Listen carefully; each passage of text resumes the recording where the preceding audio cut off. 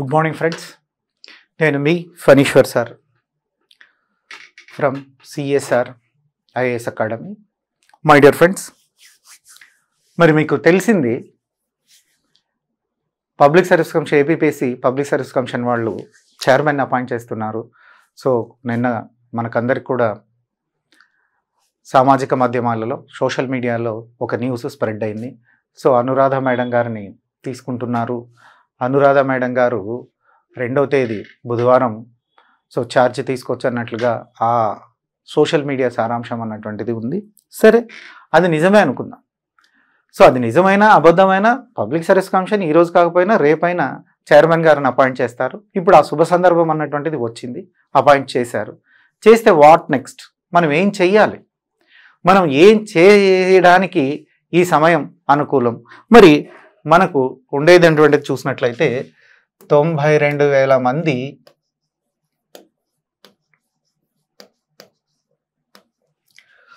Group 2 రాస్తున్నారు. వీళ్ళంతా కూడా ప్రిలిమినరీ క్వాలిఫై అయినటువంటి వాళ్ళు 92,000 మంది. ఈ 92,000 మంది ఎప్పుడు చైర్మన్ వస్తారా, ఎప్పుడు పరీక్ష డేట్లు ఇస్తారా అన్నటువంటి దాన్ని సో ఎదురు చూస్తున్నారు, అన్నటువంటి దాని కొరకే వెయిట్ చేస్తూ ఉన్నారు. మరి ఆ శుభ సందర్భం వచ్చింది. అయితే ఇప్పుడు టెక్నికల్గా ఏం జరుగుతుంది, అడ్మినిస్ట్రేటివ్లీ ఏం జరుగుతుంది, సో మరి రీఫార్మ్స్ అన్నటువంటివి ఏమైనా ఉంటాయా? గుర్తుపెట్టుకోండి, రీఫార్మ్స్ అన్నటువంటివి ఇప్పుడు ఇచ్చినటువంటి నోటిఫికేషన్స్కి ఏవి ఉండవు. ఒకవేళ వాళ్ళు ఏమైనా రీఫార్మ్స్ చేస్తే అప్కమింగ్ నోటిఫికేషన్స్కే కానీ మీకు కాదు. ఇది ఒక క్లారిటీ. రెండో క్లారిటీ ఏంటంటే ఆల్రెడీ ప్రిలిమినరీ అయిపోయి ఈ 92,000 మందికి వాళ్ళు మెయిన్స్ ఎగ్జామినేషన్ పెట్టాలి. ఈ 92,000 మంది ఎవరైతే ఉన్నారో వాళ్లకు రీఫార్మ్స్తో ఎలాంటి సంబంధం లేదు. మీరు చదవండి, మీకు as early as possible dates వస్తాయి. ఫర్ ఎగ్జాంపుల్ మనం ఎప్పుడు కూడా పాజిటివ్ థింక్ చేయాలి కాబట్టి మేడం వచ్చారు, ఛార్జ్ తీసుకున్నారు, వితిన్ 1 వీక్లో డేట్స్ అనౌన్స్ చేసేటువంటి శుభ సందర్భం ఉంది. అంటే అటు ఇటుగా మనకు దసరాకు డేట్స్ వచ్చేటువంటి అవకాశం ఉంది. మరి డేట్ వచ్చిన తర్వాత ఎంత సమయం ఉంటుంది సార్? సో 2 నెలలు ఉంటుందా, 3 నెలలు ఉంటుందా? హార్డ్లీ 2 to 3 months కన్నా ఎక్కువగా ఉండదు. 2 నుంచి 3 నెలల కన్నా ఎక్కువగా ఉండదు. మరి 2 నుంచి 3 నెలల కన్నా ఎక్కువగా ఉండనప్పుడు మనం చేయాల్సినటువంటి స్ట్రాటజీ ఏంటి? ఇప్పుడు మన దగ్గర చూసినట్లయితే పేపర్ 1, పేపర్ 2 2 సబ్జెక్టులు ఉన్నాయి. పేపర్ 1 మరియు పేపర్ 2 అన్నటువంటి 2 సబ్జెక్టులు ఉన్నాయి. మరి పేపర్ 1లో ఏపీ హిస్టరీ,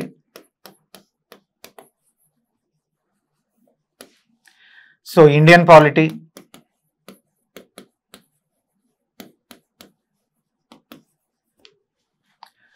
సో తర్వాత వచ్చేసి ఇక్కడ పేపర్ 2లో Indian economy,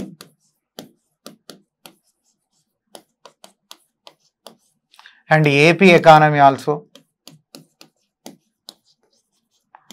and science and technology. ఇవి మనకు ఉండేటువంటి సిలబస్. మరి ఈ సిలబస్లను మనం చూసినట్లయితే ఈ సిలబస్లకు ఎలా తరో అవ్వాలి? హార్డ్లీ ఇప్పుడు మనకు వచ్చేటువంటి టైము 90 days. అప్రాక్సిమేట్లీ ఎప్పుడు డిసెంబర్ మధ్యలో అనుకున్నా మనకు 90 రోజుల కన్నా ఎక్కువ రాదు. ఒకవేళ ఎక్కువగా వస్తే మనం గ్రాండ్ టెస్ట్లు అన్నటువంటివి రాసుకోవచ్చు. ఈ 90 రోజుల సమయాన్ని మనం ఎలా వాడుకోవాలి? సో ఇప్పుడిప్పుడు స్టార్ట్ చేసేవాళ్ళు ఒక పక్క చదువుతూనే ప్రీవియస్ క్వశ్చన్స్ అన్నటువంటిది ప్రాక్టీస్ చేయాలా? అయితే గతంలో ఫిబ్రవరిలో ఈ పరీక్ష అన్నటువంటిది జరిగింది. May 17th గ్రూప్ 1 మెయిన్స్ అన్నటువంటిది జరిగింది. ఆ తర్వాత రిజల్ట్స్ వచ్చాయి. మరి రిజల్ట్స్ వచ్చి కూడా 6 months అవుతుంది కాబట్టి ఈ పాటికి దాదాపుగా ఈ 92,000 విద్యార్థులు, ఈ 92,000 మంది అంటే ఎవరైతే సక్సెస్ అయ్యారో, ఎవరైతే ఆ ప్రిలిమినరీ ఎగ్జామ్ సక్సెస్ అయ్యారో వాళ్ళంతా ఎంతో కొంత AP history, Indian polity, so Indian economy, AP economy syllabus అన్నటువంటి దానిని ఫినిష్ చేసింటారు.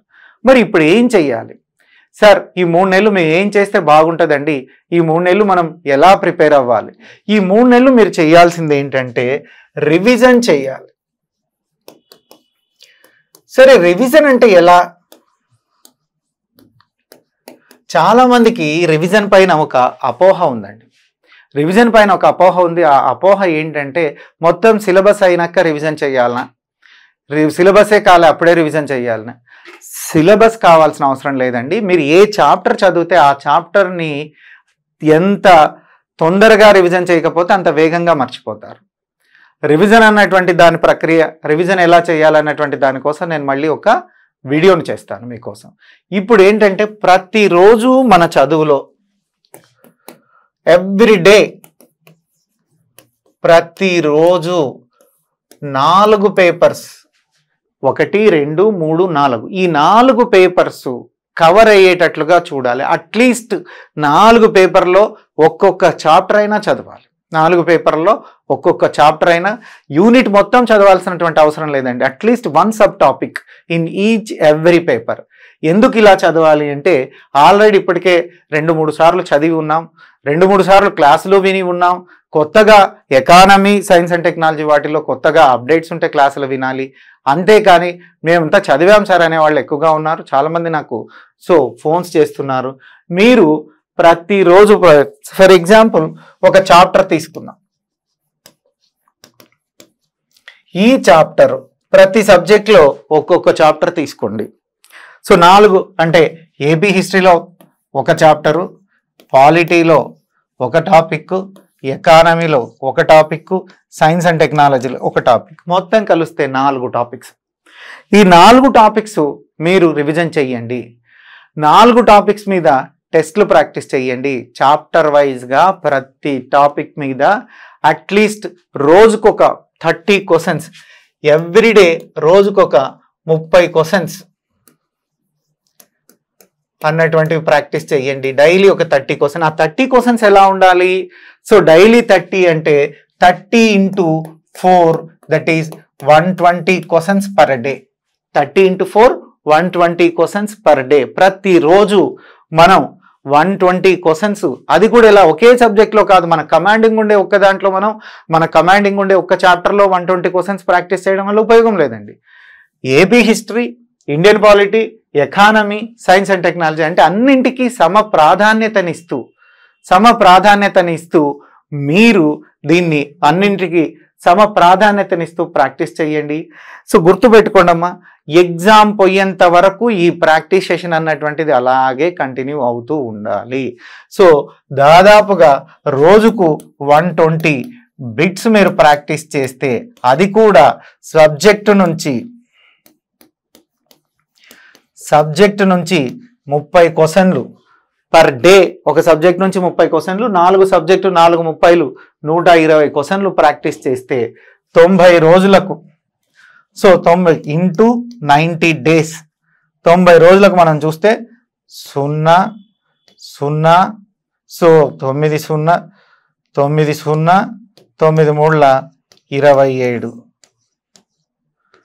అంటే దాదాపుగా ఒక సబ్జెక్టుకు మనం 2700 బిట్లు ప్రాక్టీస్ చేస్తాం. ఒక్క సబ్జెక్టుకి 2700 బిట్లు మనం ప్రాక్టీస్ చేయాలి. 2700 బిట్లు ఇంటూ 4 సబ్జెక్టులు, 4 0 0 4 0 0 7 4 28, 8 4 2 8 1 10 అంటే దాదాపుగా 10,800 బిట్లను మనం ప్రాక్టీస్ చేస్తాం. 10,800 బిట్స్. ఇదంతా కూడా మొత్తం రోజంతా సమయం తీసుకోకూడదు. మరి దీనికి స్ట్రాటజీ ఏంటి అంటే, మార్నింగ్ ఉదయం స్టడీ హాల్కి వస్తేనే 9 to 10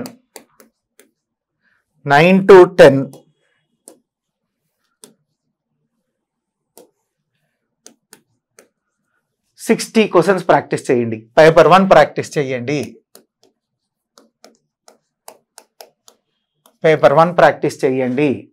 ఈవినింగ్ మనం సాధారణంగా కాన్సంట్రేషన్ లెవెల్స్ అన్నటువంటివి మెయింటైన్ చేయడం కష్టంగా ఉంటుంది. అందుకే ఈవినింగ్ వచ్చే లోపల మన కాన్సంట్రేషన్ లెవెల్స్ తగ్గిపోతాయి.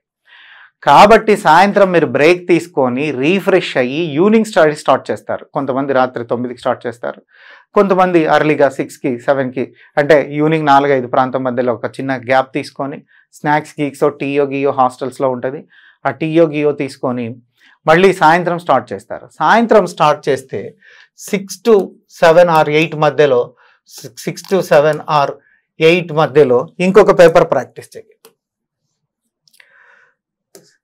సో ఈవినింగ్ 6 to 7 మధ్యలో ఇంకొక పేపర్ 2 చేయండి. పేపర్ 2 చేయండి అంటే ఇక్కడ పొద్దున 1 నిమిషానికి 1 క్వశ్చన్, 60 నిమిషాలకు 60 క్వశ్చన్లు, సాయంత్రం 60 క్వశ్చన్లు, 120 క్వశ్చన్లు మీరు ప్రాక్టీస్ చేయండి. 120 మీరు క్వశ్చన్లు ఇది ప్రాక్టీస్ చేయాలి. సార్ మరి ప్రాక్టీస్ చేయడానికి మా దగ్గర చాప్టర్ వైజ్ 100 క్వశ్చన్లు ఉన్నాయి, 200 క్వశ్చన్లు ఉన్నాయి, 300 క్వశ్చన్లు ఉన్నాయి, ఒక్కొక్క చాప్టర్కి ఒక్కొక్క యూనిట్కి 500 క్వశ్చన్లు కూడా ఉన్నాయి సార్, అన్నీ మేము ఒక రోజు చేస్తామంటే అన్నీ అక్కర్లేదమ్మా. జస్ట్ మీ ప్రిపరేషన్లో 1 అవర్ ప్రాక్టీస్కి ఇవ్వండి. మార్నింగ్ ఒక 1 అవర్, ఈవినింగ్ ఒక 1 అవర్ ప్రాక్టీస్ సెషన్ చెయ్యండి. తర్వాత మీరు 10 తర్వాత చదువుకోండి. ఏం చదువుకుంటారో మీ ఇష్టం వచ్చిన చదువుకోండి. మళ్ళీ సాయంత్రం 6 to 7 ప్రాక్టీస్ చేసి 7 తర్వాత మీరు ఏం చదువుకుంటారో అది చదువుకోండి. మరి మన అకాడమీ నుంచి చూసినట్లయితే దీనికి సంబంధించి డైలీ టెస్ట్ సిరీస్ ప్రోగ్రామ్ అన్నటువంటి దాన్ని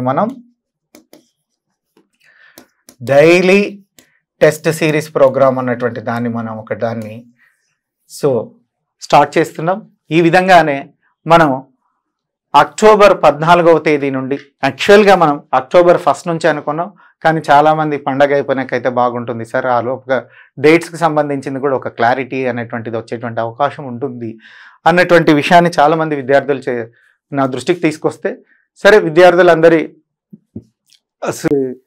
ఆలోచన మేరకు నేను కూడా పండగ వరకు విద్యార్థులు కొంచెం వదిలేసి పండగ నుంచి మనం దీన్ని తీసుకొని రావడం అన్నటువంటిది జరిగింది.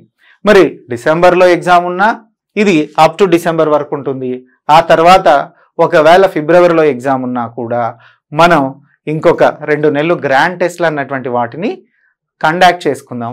ఇది మన ఇన్స్టిట్యూట్లో చదివించేటువంటి ప్రొసీజరు, టెస్ట్ సిరీస్. ఇక టెస్ట్ సిరీస్కి సంబంధించినటువంటి అంశాలు ఏవైనా కావాలి, టెస్ట్ సిరీస్ ఎలా ఉంటుంది అన్నటువంటిది డిస్క్రిప్షన్లో మనం ఇంకొక వీడియో చేశాను, ఆ వీడియోలో చూడండి. సో నా ఛానల్ని సబ్స్క్రైబ్ చేయండి. నేను మీ మెంటర్, సదా మీ విజయాన్ని ఆకాంక్షించే మీ Phaniswar sir. Thank you. Your Phani sir.